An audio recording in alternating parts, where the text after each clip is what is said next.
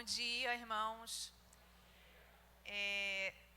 Eu agradeço muito a oportunidade de estar aqui com vocês e poder compartilhar um pouco daquilo que eu tenho vivido, daquilo que eu tenho observado na minha prática clínica, no meu dia a dia, para trazer um alerta mesmo, para que a gente possa refletir um pouco se esse cuidado, né, que a gente tem que ter com a gente, se está acontecendo com cada um de vocês. Vou pedir, eu acho que o pessoal da mídia vai me ajudar aí com os slides. Isso aí mesmo. E eu queria falar sobre saúde mental, sobre autocuidado. Queria fazer uma reflexão com vocês. Já queria deixar uma observação importante. Eu não sou pregadora. Então, eu sou psicóloga. Então, que vocês me perdoem aí se de alguma maneira eu não for a pregadora, né, que vocês imaginam, mas que eu possa, de fato, ser um instrumento nas mãos de Deus para a vida de vocês, porque essa é a minha oração. Tá? Antes de começar, eu queria orar, entregando esse momento, então, a Deus. Senhor Jesus, eu quero te agradecer, porque eis-me aqui. Senhor, que tu possas, ó Deus, falar através de mim. Me usa, Senhor, para que esses irmãos possam ser abençoados, tocados, possam levar reflexão para suas vidas, Senhor, para que suas vidas sejam abençoadas, direcionadas, Senhor, para a vida, Senhor, em nome de Jesus. Amém. Bom, então é um desafio hoje a gente falar sobre saúde mental e emocional, sobre autocuidado e fazer algumas reflexões que são importantes. Vou pedir aí para o nosso amigo para mudar o slide. Só para contextualizar quem sou eu, né? Esse 1,5 m, né? Um pouquinho mais de 1,5 m de pessoa, né? Quem é essa pessoa que está aqui? Bom, eu não nasci em um lar cristão, mas os meus pais certamente foram inspirados por Deus para me colocarem no Colégio Batista.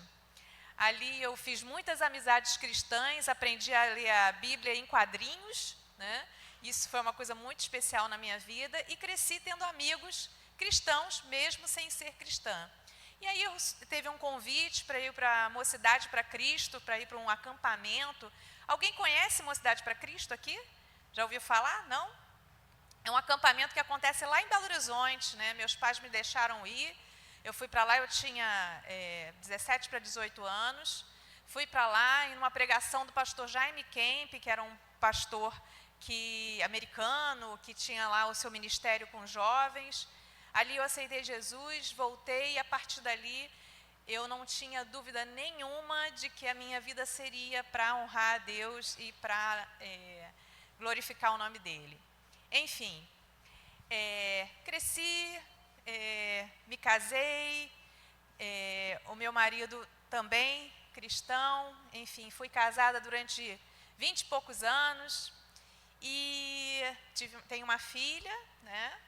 Mas quando estava lá com os 21 anos de relacionamento, meu marido ficou doente, ele foi acometido por um câncer cerebral e o médico disse, olha, tem 6 meses de vida. Eu tive 6 meses para ser trabalhada por Deus, para entender que a minha vida iria mudar. E aí, a gente nunca entende muito os caminhos, mas a gente entende que Deus tem propósitos. E assim eu segui firme. De fato, a preparação dos 6 meses aconteceu. Com 6 meses, ele realmente, Deus o levou. E eu tenho uma filha, ela hoje está com 19 anos, né? E assim, tenho seguido nesses 6 anos, né? Que ele faleceu já, tenho entendido muitas coisas e assim tenho seguido com muita fé e certeza de que Deus sempre tem algo melhor para nós, apesar de todas as adversidades, né? Eu sempre falo que eu sou fruto da fé e da terapia, Mas eu sou psicóloga, né? Para mim é fácil, né, assim, entender. Ó, peraí, Deus está me falando assim, ó, você vai lá e você vai se permitir passar pelo processo de luto e entender tudo isso. E eu depois vou te fazer mais forte. E eu estou aqui. Eu posso dizer para vocês que fácil não foi. Não é, né? Mas com pessoas muito especiais ao meu lado, pessoas de Deus, isso foi possível passar e eu estou aqui. Estou aqui com muita história para contar. Estou aqui. Bom, falando um pouquinho aí de mim, acho que vocês já me conheceram pelo menos um pouquinho. Eu queria só agora passar um pouco para um contexto agora para a gente falar sobre que mundo é esse que a gente anda vivendo, né? Que mundo que a gente está. E aí vou pedir para o nosso amigo lá mudar. A gente está num contexto onde a saúde mental ela é um tema que está preocupando as empresas. Agora a gente vai ter, as empresas vão ser olhadas, né? Vão ser, na verdade, autuadas pela NR1, que vai passar a fiscalizar como anda a saúde mental. Oi? Recebeu essa semana. Exatamente. Porque, assim, as empresas, elas são fontes de muito adoecimento mental. A gente tem muita gente que vem, eu recebo no meu consultório muitas pessoas que vêm adoecidas por questões das empresas. E a gente tem lá, né, realmente, hoje agora, a partir do dia 26 de maio, né, as empresas vão passar por essa fiscalização. Porque o que tem acontecido? Hoje já se percebe aí um número enorme de afastamentos por doença mental. Aí a gente está falando de burnout, a gente está falando de depressão, a gente está falando de uma série de outros acometimentos. E teve o crescimento de 67% de 2023 para 2024. Ou seja, se nada for feito, a tendência é que isso cresça muito mais. Esse é o contexto que a gente vive dentro das empresas, né? Até porque a gente tem lideranças que muitas vezes não sabem como liderar e oprimem os seus funcionários. Então, a gente tem toda uma cadeia aí muito pesada de falta de saúde emocional. Bom, a gente tem índices alarmantes de suicídio, a gente, né, pastor que falou, falou-se desse colega, pastor, mas essa semana um colega meu de profissão, que tinha lá uma expressão grande na internet, porque era um psicólogo, ele cometeu suicídio. Às vezes está muito mais perto do que a gente imagina. Será que a gente tem sido sensível a esses pensamentos que estão ali da pessoa que está do nosso lado? A gente precisa estar sensível a isso, a gente precisa abrir espaço de fala para as pessoas poderem dizer, sim, eu já pensei nisso. Porque isso é um assunto que, principalmente os nossos jovens, que sofrem tanta pressão também, né? E assim, a gente vê também muito facilmente essa utilização indiscriminada dos antidepressivos. Tem muita gente que usa antidepressivo como se fosse remédio para dor de cabeça. Ah, hoje eu acordei meio deprê, eu vou lá, tomo um Rivotril. Eu vou lá e, né? Ah, hoje eu estou chateada, então hoje eu vou aqui tomar um diazepam da vida, né? E usa como se fosse assim, para tirar uma dor, como se eu tenho uma dor de cabeça, eu vou lá e tomo uma aspirina. Não pode ser usado dessa forma. Eu queria deixar aqui um alerta importante, que é o seguinte: quem toma dessa forma pode estar potencializando questões de saúde mental. Faz o efeito rebote, em vez de melhorar, piora. Então, muita atenção com essa utilização. Sempre que vocês perceberem ou tiverem pessoas ao lado de vocês que estiverem usando dessa forma, conduzem essas pessoas para o médico, que é o psiquiatra. E um bom psiquiatra, gente, porque a gente tem que também saber qualificar os nossos profissionais. Tá? O Brasil hoje está no topo do ranking aí dos países ansiosos. Você olha para o lado e as pessoas mais falam assim, eu estou super ansioso com tal coisa, as pessoas todas estão ansiosas. Por que a gente fica tão ansioso por tanta coisa? Porque a insegurança financeira, a insegurança, né, das questões sociais mesmo, elas são muito grandes, a pressão é muito grande. A gente vê aí as dificuldades financeiras abalando as pessoas e as pessoas não vendo saída. Claro que as pessoas vão ficar ansiosas. A gente tem uma banalização de diagnóstico, que hoje eu vejo assim, as pessoas se escondem muito. Olha, isso é meu TDAH. Olha, isso é eu sou bipolar. Então, um pouco daquela história, né? Me aceitem porque eu sou esse diagnóstico. Em Cristo nós somos novas criaturas, amém? Eu creio que esses diagnósticos fechados, isso é muito perigoso. Também quando a gente bota ele na frente, né, da gente. Quem tem que ir à nossa frente é sempre Jesus, não tem que ser um diagnóstico, não. Então eu acho que a gente tem que ter muito cuidado com isso. Vejo a prisão que são as redes sociais, e aí eu vou falar prisão, também falando muito também para os jovens, para as pessoas que estão muito ligadas às redes sociais. A gente precisa ter atenção, quanto tempo a gente dedica às redes sociais? Quanto tempo a gente tem parado na nossa vida e tem ficado ali, passando, né, rolando o feed, né, como é que falam, né? Vai ali rolando uma tela e outra, um assunto e outro, uma situação e outra. Cuidado com esse tempo. Muitas questões emocionais também surgem ali. A grama do vizinho fica super verde, né? Parece que todo mundo é lindo, maravilhoso, rico, cheiroso, né? E na minha casa não tem um perfuminho, poxa vida, né? Então parece que sempre aquele mundo encantado da internet vai entrando e vai deprimindo as pessoas. Quantas pessoas pensam assim, poxa, a pessoa ali está se divertindo tanto, eu não tenho R$2 para comprar um chiclete ali na praça, e ali a pessoa está se divertindo horrores. Só comigo que não acontece, eu não tenho. Cuidado com essas prisões, e os jovens cada vez mais disponíveis e dispostos a fazerem procedimentos cirúrgicos, porque ter o nariz de tal forma, ter o cabelo de tal forma, ter o corpo de tal forma. Graças a Deus, Deus nos criou diferentes, né? Hoje a gente tem pessoas que parece que botaram numa fornada só, parece que está todo mundo igual. Muito efeito dessa internet que fala para a gente o seguinte, o bonito é isso aqui. O bonito era aquilo, agora o bonito é isso, e as pessoas vão se transformando naquele protótipo, né? E não é mais a essência delas.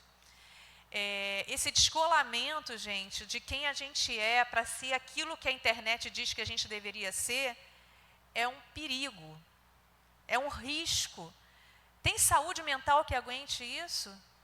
Hoje diz que o meu cabelo tem que ser liso, amanhã diz que o meu cabelo tem que ser enrolado. E aí, qual o cabelo que eu tenho? Não sei, já caiu, de tanta coisa que já fez. Então, assim, é o perigo da gente viver à mercê de uma estética definida, de uma riqueza que tem que se encontrar, os mentores, né, os coachings da internet, dizendo que você tem que fazer 3, 5 passos, 10 passos para você encontrar riqueza. Gente, cuidado, porque ali não vai estar a sua felicidade. Não é ali que a gente vai encontrar o melhor lugar. Claro, a gente não pode não ver nada, mas ficar o tempo todo ali também é um risco para a saúde emocional.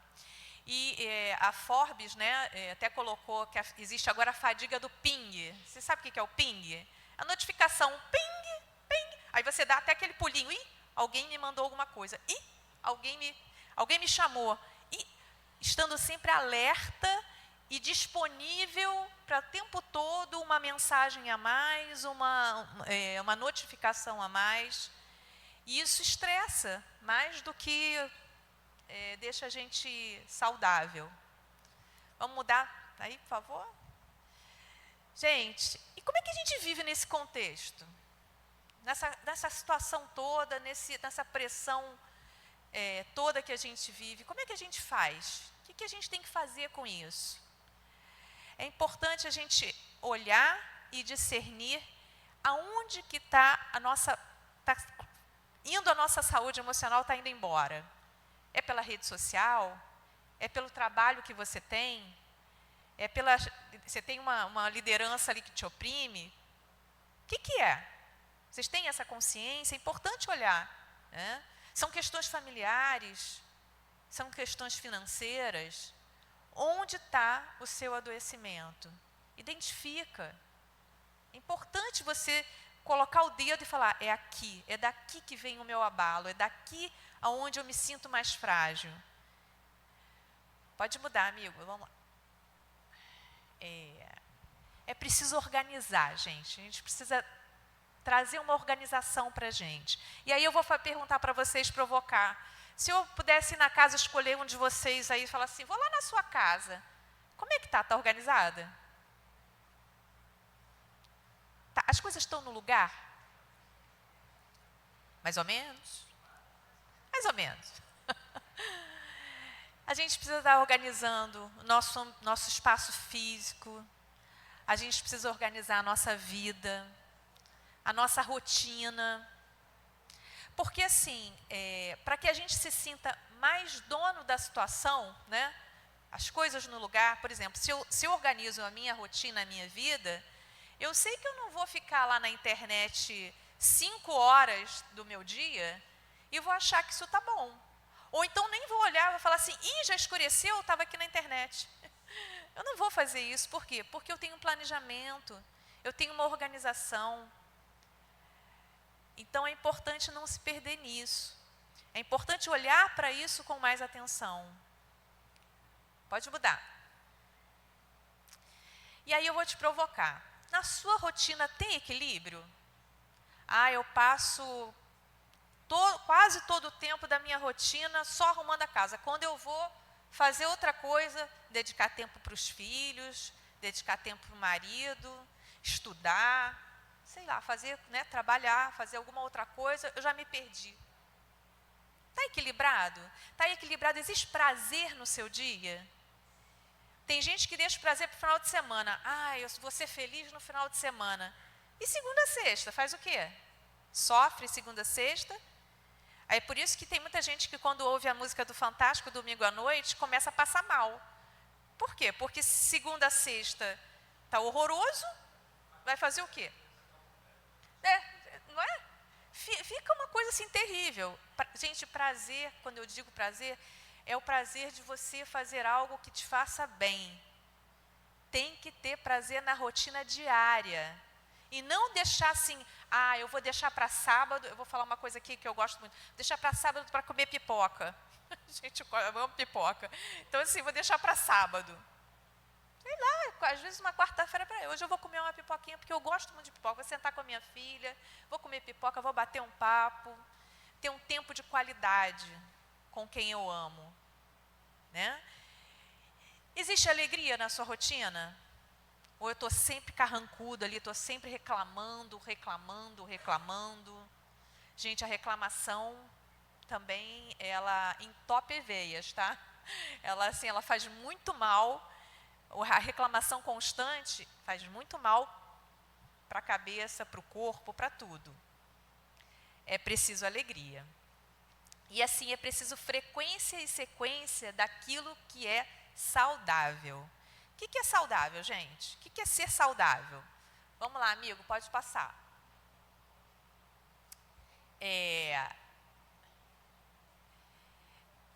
Existe uma regra básica, que é a seguinte, quando você viaja de avião, nas instruções de segurança, o que dizem? Bom, se tiver algum problema no voo, e as máscaras de oxigênio caírem à sua frente, coloque primeiro a máscara em você. Depois você coloca a máscara em quem está ao seu lado. Por que isso, gente? Porque se você não tiver com oxigênio suficiente, vai você e o do lado terem problemas, os dois vão ter problema. Levando um pouco para a nossa vida, é isso, gente. A regra básica é essa. Se você está saudável, se você está com suprimento de oxigênio suficiente para respirar e seguir, você consegue ajudar quem está do lado. E, gente, isso não é egoísmo, não.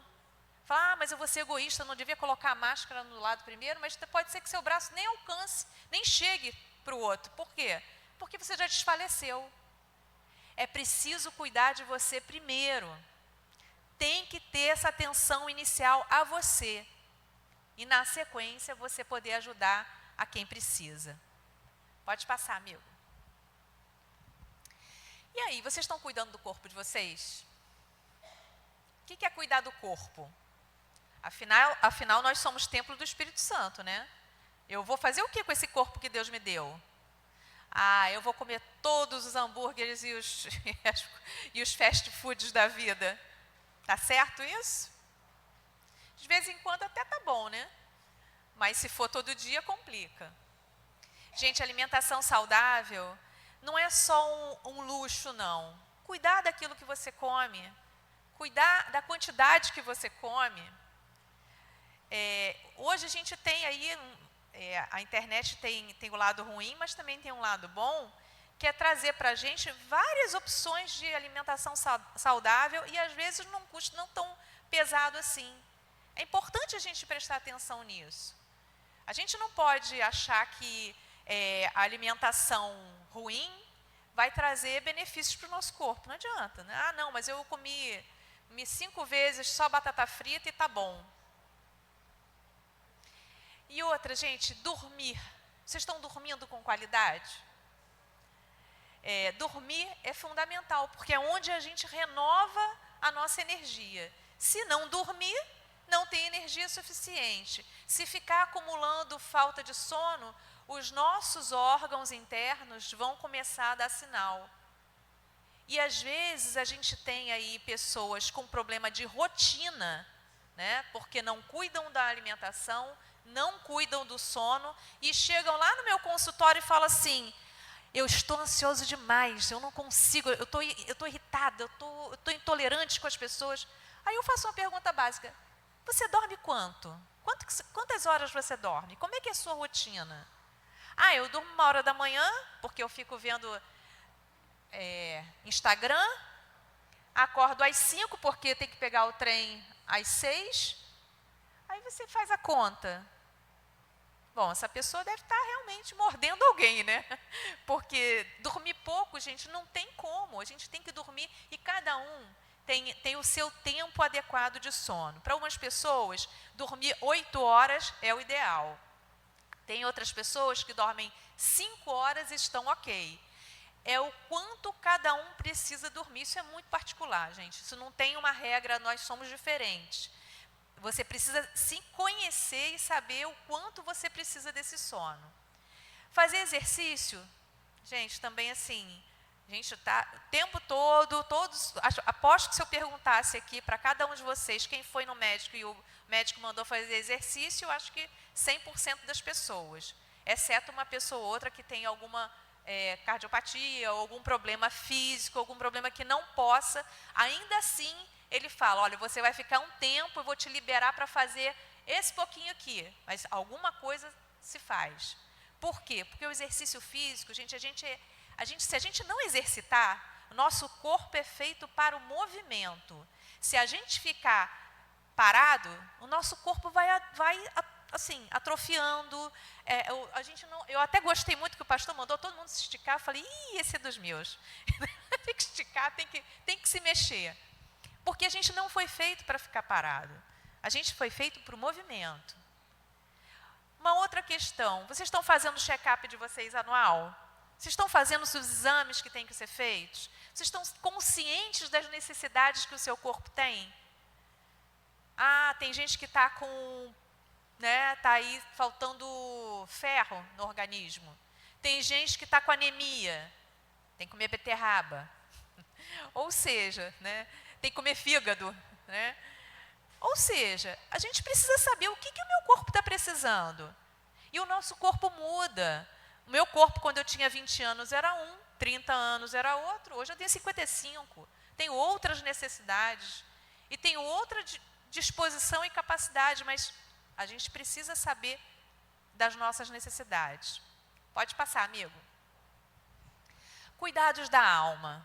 Lembrando que nós somos corpo, alma e espírito, Então, a gente tem que pensar na nossa alma. O que é a nossa alma, gente? Onde a gente vai estabelecer, né, as conexões com as pessoas, onde a gente vai prestar atenção nos nossos pensamentos. Muitos adoecimentos começam no pensamento.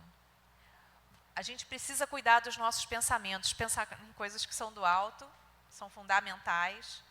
E a gente precisa cuidar desses pensamentos acelerados e pensamentos recorrentes. Quando a gente vê esses índices de suicídio, tudo começa no pensamento.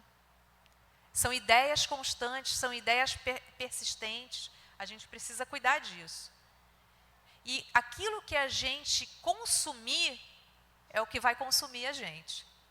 Se a gente estiver se consumindo daquilo que é pior, daquilo que não traz saúde para a nossa alma, isso vai ter um preço para a gente.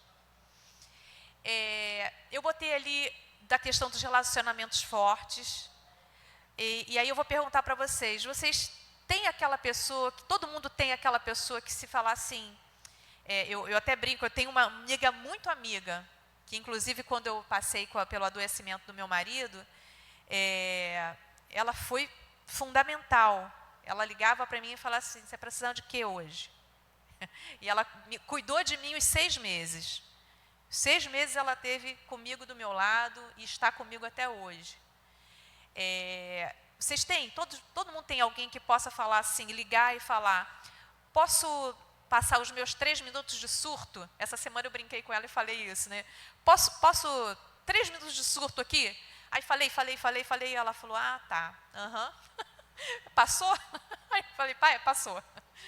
Por que isso, gente? A gente tem às vezes algumas coisas que chegam para a gente, que mexem com a gente, e a gente precisa botar para fora. Se ficar só guardando, acumulando, não vai dar certo. E uma coisa que eu queria sinalizar para vocês, como é importante a gente parar e meditar. Meditar na palavra, mas também fazer meditação para olhar a respiração.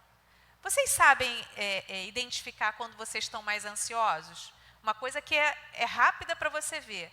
Se sua respiração estiver ofegante, tiver aquela respiração que parece que você acabou de dar uma corridinha, certamente você está ansioso. Como é que eu faço para melhorar essa minha condição? Gente, coisa rápida. Pode funcionar para umas pessoas, pode não funcionar para outras, lembrando que somos diferentes. Mas costuma dar muito resultado. Puxar a respiração em 8 tempos e liberar a respiração em 4 tempos. Vamos tentar agora? Vamos lá? Vou pedir para vocês vão respirar, vou contar até 8, vocês vão puxando o ar, segura e depois vão soltar em 4. Vamos lá? Vamos lá, puxando. 1, 2, 3, 4, 5, 6, 7, 8. Libera agora, pela boca. 1, 2, 3, 4. Gente, puxou, segurou um pouquinho e libera a respiração. Presta atenção como você vai começar, inclusive, a prestar atenção na sua respiração. Isso é importante para regular, entrar numa regulação da sua respiração. Façam isso sempre que vocês estiverem mais agitados, percebeu que o pensamento está muito acelerado, dá uma paradinha e faz isso. A gente precisa também usar o que Deus nos deu. A natureza está aí para a gente contemplar. Olhar para o céu, sair de manhã logo, olhar para o céu e ver a grandeza de Deus, isso é fundamental. Observa as nuvens, eu lá na minha casa eu faço muito isso, eu acordo, eu fico olhando o movimento das nuvens, fico olhando para o céu, às vezes o céu está azulzinho, aí eu olho para aquele céu azul e fico pensando, meu Deus, como é bonito tudo isso. É importante contemplar a natureza.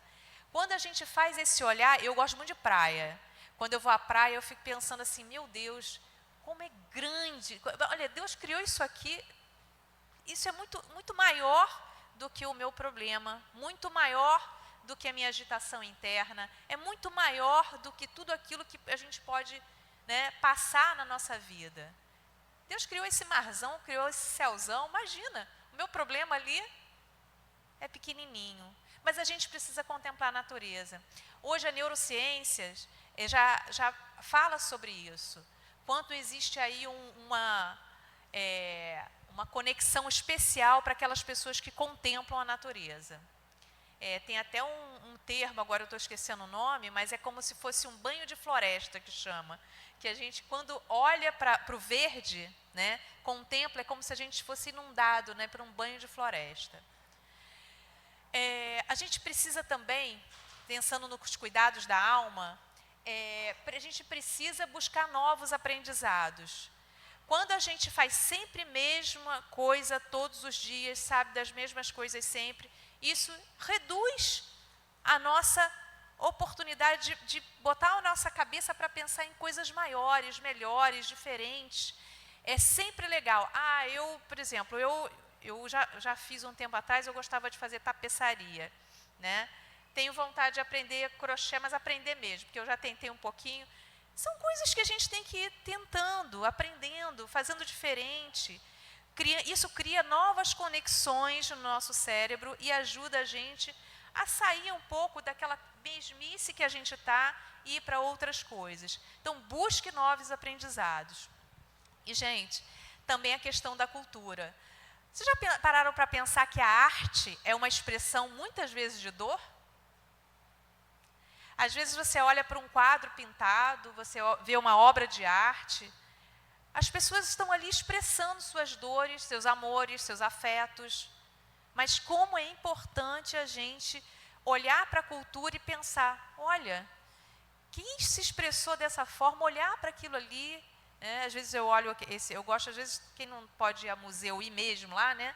Hoje a internet tem isso de bom, você pode conhecer um museu, olhar uma obra de arte até pela internet, né? Mas é melhor o presencial, tá? Tem o Centro Cultural do Banco do Brasil, tem tantos outros lugares bonitos para a gente ver, né? Que tem tantas exposições bonitas.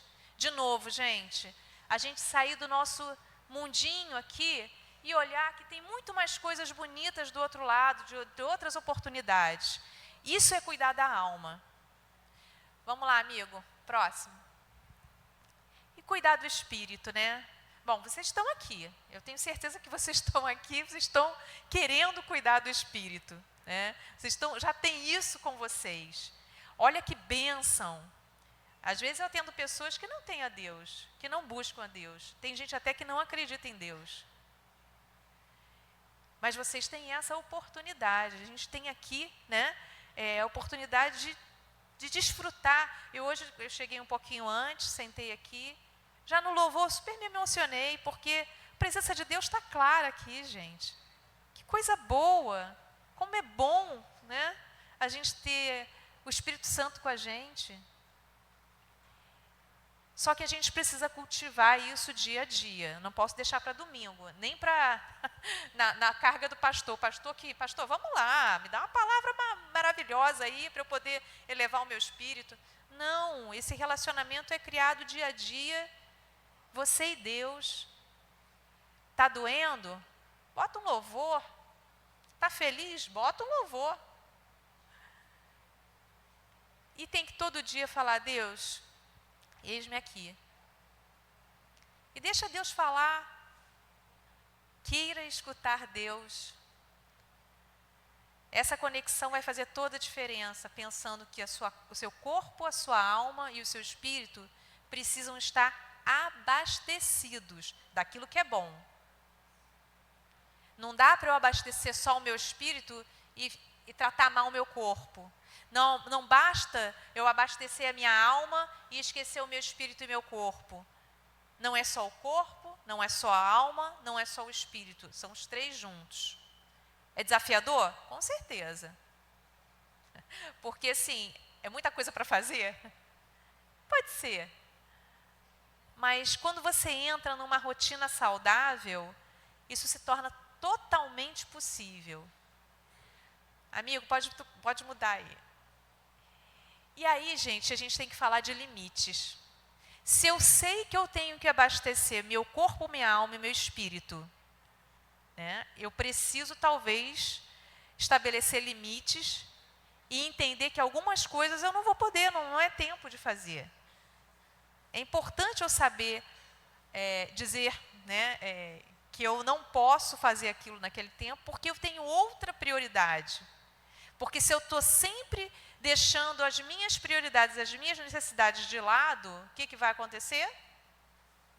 Eu vou me perder. Eu vou me perder das minhas necessidades importantes do meu corpo, da minha alma e do meu espírito. E aí, como é que eu faço para cuidar do outro se eu não me cuido?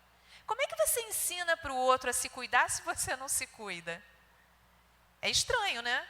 Você chega para o outro, não, você precisa se alimentar melhor, você precisa dormir melhor, mas você está até 3 horas da manhã resolvendo um monte de coisa.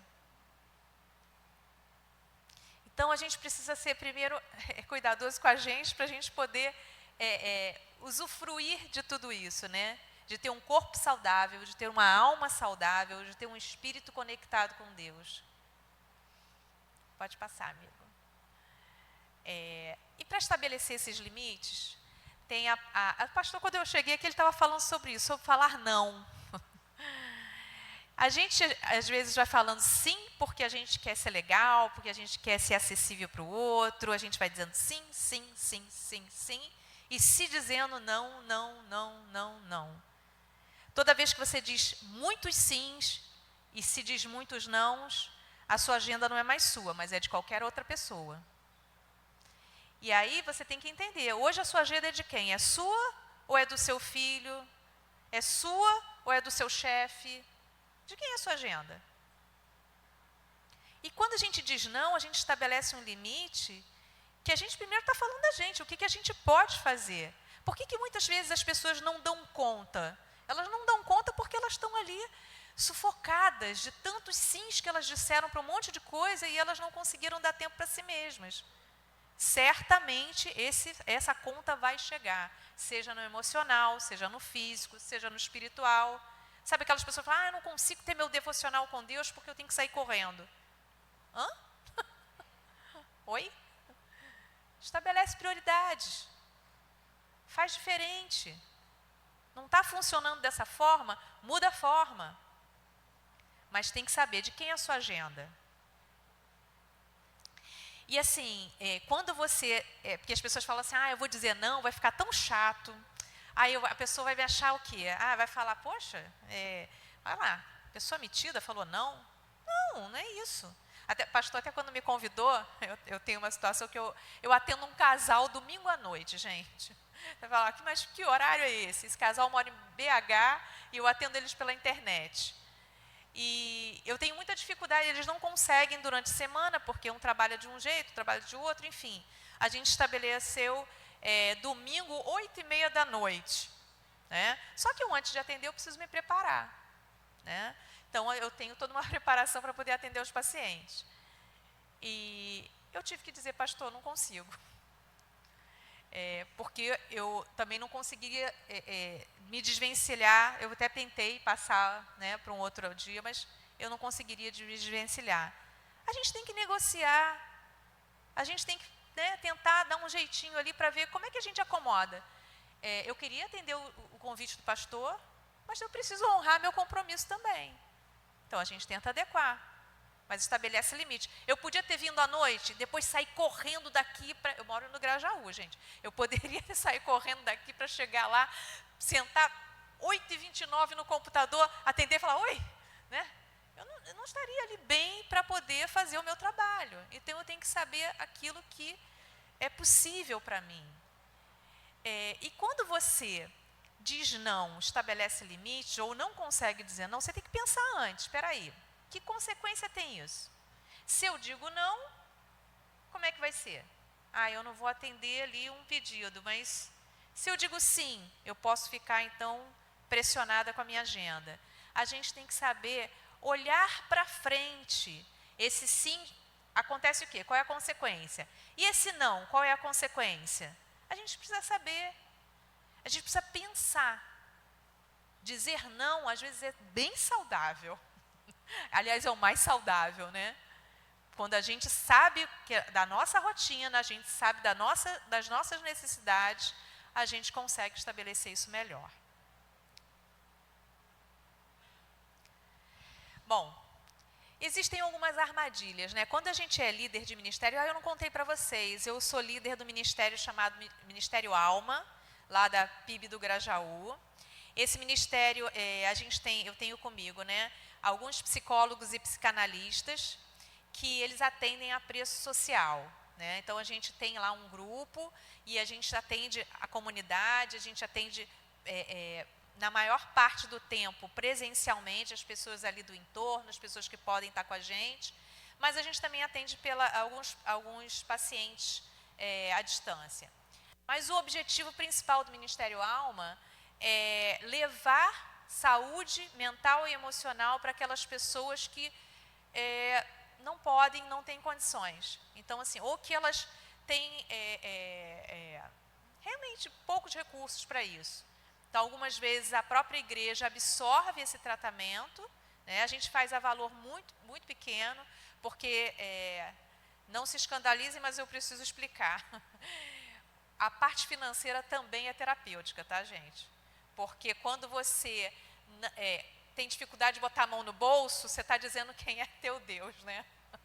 Você está aí dizendo, vem cá, eu pago para um monte de coisa, mas para isso aqui eu não vou pagar não. Quer dizer, você está dizendo para você mesmo que a sua saúde emocional está do outro lado. Hã? Em segundo plano, não dá importância. Não dá importância, você não dá a devida importância. Até que pode chegar a depressão, chegam outras coisas, e aí, né? Enfim. Mas lá no Ministério Alma, a gente vê, né, muito comumente, várias armadilhas de outros líderes, de líderes até de outros lugares, né, caírem em algumas armadilhas dessa coisa do cuidado. Porque se eu sou líder, eu tenho pessoas que dependem da minha liderança. Dependem de que eu dê direcionamento, que eu fale da estratégia, que eu oriente. E aí algumas armadilhas lá quando a gente vai cuidar de alguém, né? Comigo isso não acontece. Depressão comigo? Imagina. Consigo dar conta de tudo? Não.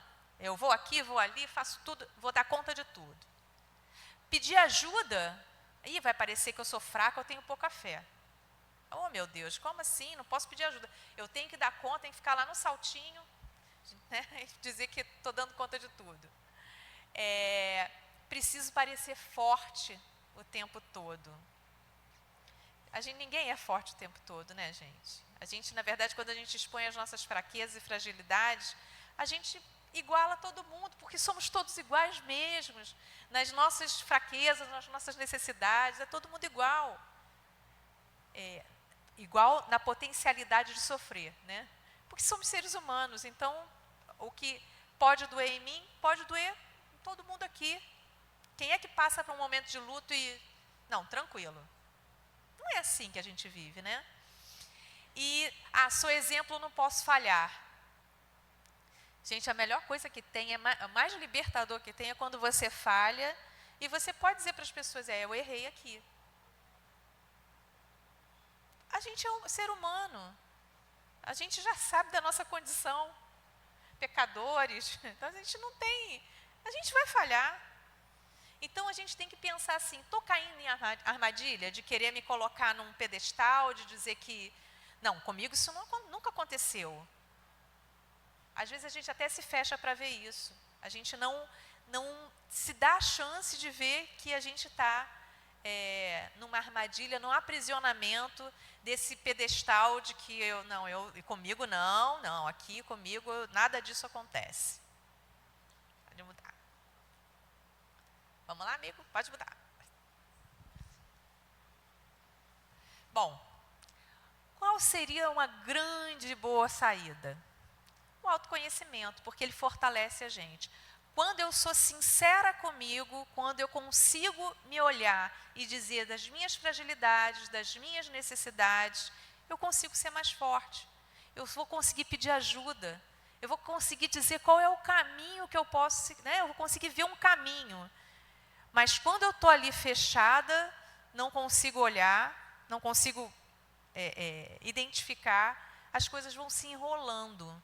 Eu sempre falo que uma das coisas mais bonitas, quando eu decidi, quando eu era jovem, né, que eu ia fazer psicologia, e aí, né, eu já estava convertida, né, e aí eu olhava e falava assim, gente, mas que coisa maravilhosa, porque toda vez que eu enxergo as minhas misérias, eu consigo levar isso para Deus. Tem coisa melhor? Se eu não consigo saber nem o que eu quero, quem sou eu, as minhas necessidades, as minhas faltas, como é que eu oro? Como é que eu vou colocar uma coisa muito básica para Deus? Como se eu falasse assim, Deus, me dá o feijão e arroz do dia a dia, me dá o pão de cada dia. Só isso? A gente tem milhões de outras necessidades que a gente às vezes vai colocando para debaixo do tapete, né? Como se essas necessidades, né, não fossem importantes. E elas são. E é de tanto se esconder atrás, né, se esconder como se nada estivesse precisando, que a gente, de vez em quando, acorda e fala assim, peraí, hoje eu estou muito mal. Então, a gente precisa identificar, a gente precisa se conhecer de fato. Amigo, conhece-te a ti mesmo.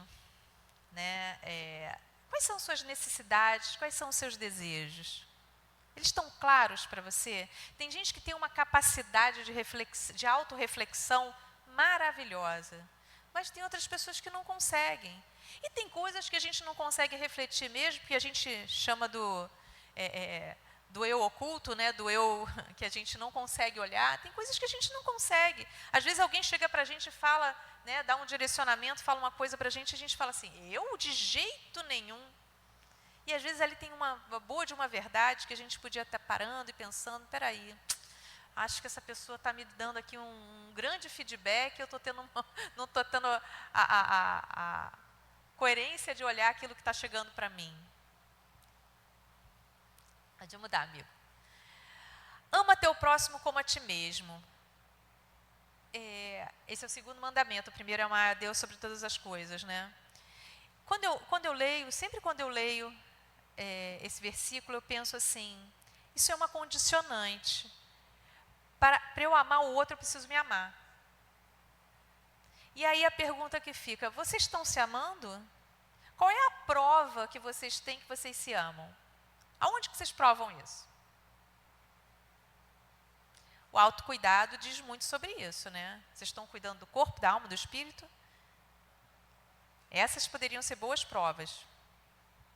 Pode mudar, amigo. Claro que eu, como psicóloga, né, tenho que falar da onde eu conheço, né? Quando a gente vai para o processo terapêutico, né, as pessoas vêm para o consultório, a gente sempre fala, né? A terapia é diferente do terapêutico, de ações terapêuticas. Não sei se vocês já viram essas brincadeiras. A minha terapia é corrida, a minha terapia são os amigos no bar. A gente eu leio essas coisas na internet. Né? Minha terapia sei lá, fazer crochê. Minha terapia... Não, gente, isso pode ser terapêutico. Pode ser, para mim, é terapêutico ir à praia. Como eu já falei, eu amo sentar ali na areia, ficar olhando o mar, ficar olhando a grandeza. Isso para mim é terapêutico, de fato é. Mas terapia, gente, é sentar com um profissional e poder entender por que eu faço como eu faço. Por que eu reajo a algumas coisas daquela forma que eu reajo. A gente, na verdade, aprende a se conhecer, a se entender. E é, de novo, né, olhar quais são as minhas misérias, quais são as minhas qualidades, onde é que está. E aí eu saber me conhecer mesmo, né, entender as minhas reações. Eu tenho uma paciente, claro, não vou falar nome aqui, não vou falar nada disso, mas fazer só uma observação que ela é engraçada, porque ela chegou para mim, ela já tinha passado por um processo terapêutico, ela agora está num momento de mudança e precisou de novo fazer uma reflexão e chegou para o meu consultório. E ela fala assim, né, que se deixasse por ela mesma, se ela não tivesse aprendido, ela estava sendo monstruosa com as pessoas, até hoje. Ela falou, não, mas eu já aprendi aquilo que me dói, e aí eu não vou atacar ninguém. Eu vou primeiro olhar, pensar, refletir e vou escolher a minha reação. E até a gente me faz sempre pensar que isso é fruto do espírito também, né? Domínio próprio. Quando a gente tem domínio, quando a gente tem consciência da gente, a gente consegue, inclusive, fortalecer o domínio próprio. Vamos lá, amigo. Bom, o que o processo terapêutico também ajuda? A autorregulação das emoções. E é isso, né? A gente escolher as emoções, assim, que a gente vai, emoções e comportamentos, que às vezes o nosso comportamento está tão ampliado, às vezes é só um papelzinho no chão. E aí aquele papelzinho no chão vira um tumulto na casa, um estresse para todo mundo, porque o meu comportamento, as minhas emoções, elas estão ampliadas para aquele acontecimento. A gente precisa aprender a colocar as emoções certas no lugar certo, né? Sabe aquelas pessoas assim, o chefe brigou com ela, aí ela chega em casa, vai maltratar o filho. Por quê? Porque ela estava querendo reagir para o chefe. Ela queria mesmo falar poucas e boas para aquele chefe, mas aí ela chega em casa e vai falar para o filho. O filho vai olhar e falar, mas o que eu fiz? O comportamento e a emoção estão no lugar errado. Quando você consegue estabelecer, né, aonde está de fato o seu problema, onde está de fato a sua dor, facilita para que você possa escolher e regular suas emoções. Amigo. Autoeficácia, né? A gente também no processo terapêutico fala muito sobre isso, né? Eu sei das minhas capacidades, eu reconheço as minhas capacidades, eu consigo ver isso. Deus nos deu dons e talentos. E aí, você está usando? Você está reconhecendo essa maravilha que Deus te deu, essas maravilhas que Deus colocou em você? Porque Deus te deu. Agora, se você não usar, não desenvolver, é quase como se você anulasse o que Deus está te dando, né? Vamos lá, amigo. E autonomia, né? Do controle das suas próprias decisões e ações. Eu sempre falo que existe uma fração de segundo entre a gente fazer o certo e o errado. Fazer o que é bom ou ruim para a gente. É aquela fração de segundo. É a bandeja de docinho passando assim, ó. E você com aquela diabetes lá, né? E a bandeja de docinho passando e você fala, vou, e não vou. Ou então vou, peguei. Aí comi um docinho, 2 docinhos, 3 docinhos. O que aconteceu? O problema, certamente vou estar com problema depois. A gente tem frações de segundos para escolher entre o certo e o errado. Para onde está o seu ponteiro? Para onde você está levando esse ponteiro? Amigo, vamos? E, gente, eu não posso deixar de falar das conexões. Eu vou voltar um pouco a esse ponto, porque, assim, ter relacionamentos fortes, eles fazem toda a diferença na vida da gente. As nossas relações precisam ser nutridas. Eu atendo muitas pessoas que falam assim, eu não tenho ninguém.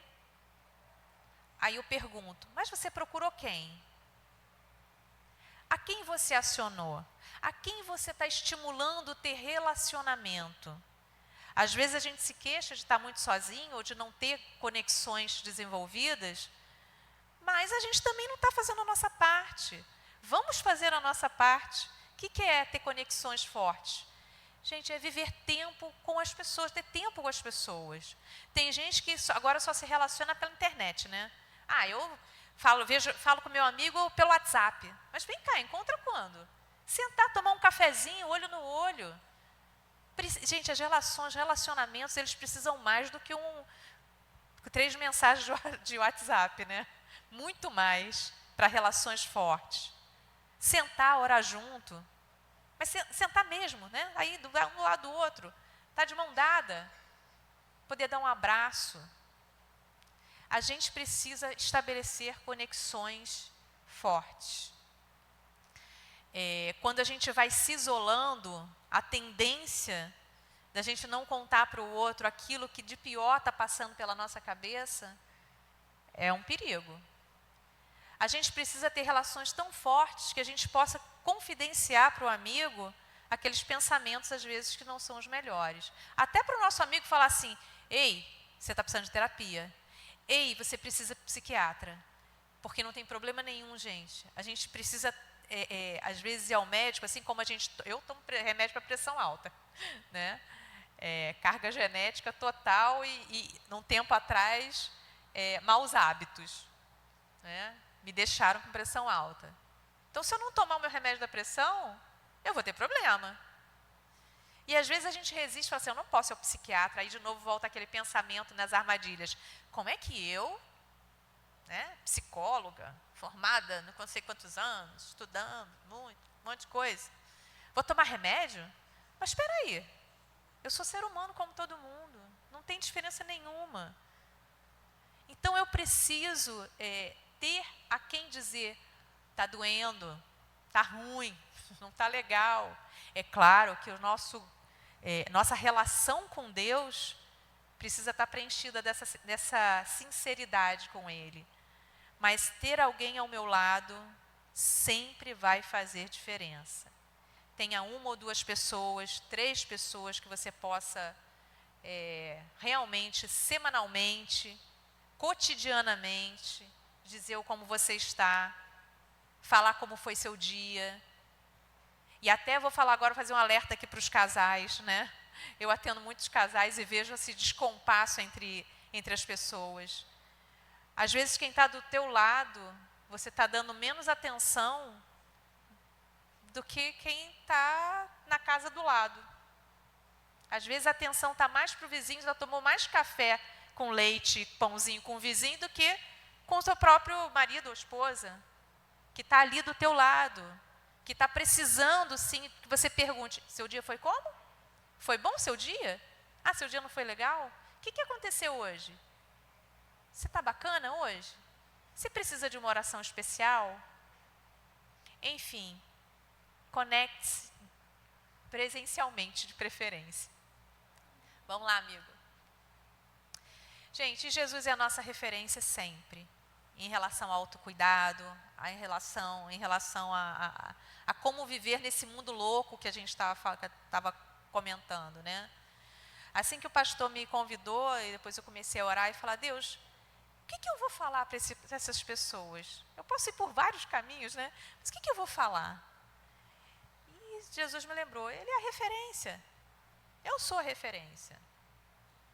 Né? E tem uma coisa que ficou muito presente, que Jesus ficou ali colocando no meu coração, que é, e Jesus se retirou. E aí eu vou perguntar para vocês, da onde vocês têm que se retirar? Se retirar para orar, se retirar para descansar, se retirar para ter um a sós com Deus, se retirar para ficar mais perto daqueles que são mais preciosos. Jesus ficava muitas vezes só com os discípulos, né? E aí? E Jesus se retirou. Você vai se retirar de quê?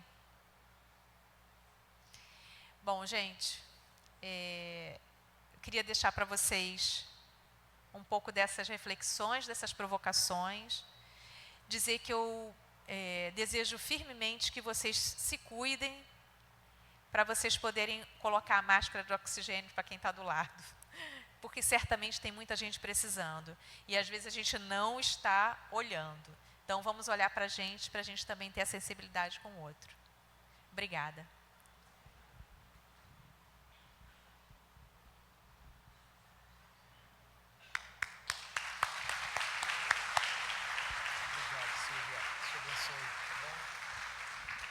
Que bênção, não é? Que bênção. Eu precisava ouvir, você precisava?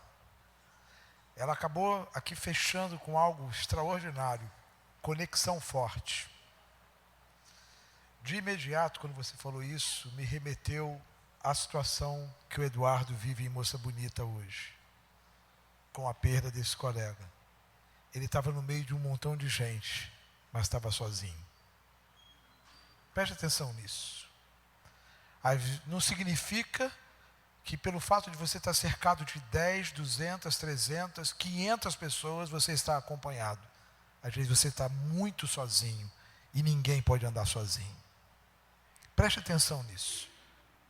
Às vezes você se orgulha de bater no peito, ela acabou de dizer aqui, eu tenho 500 amigos no WhatsApp, eu tenho 1000 seguidores, eu estou seguindo 500 pessoas, e está sozinho, sozinha. Ninguém pode andar sozinho. Ninguém. A grande dor do pastor Eduardo e da sua esposa hoje é exatamente por que ele se sentiu sozinho. Por quê? Estava junto de nós.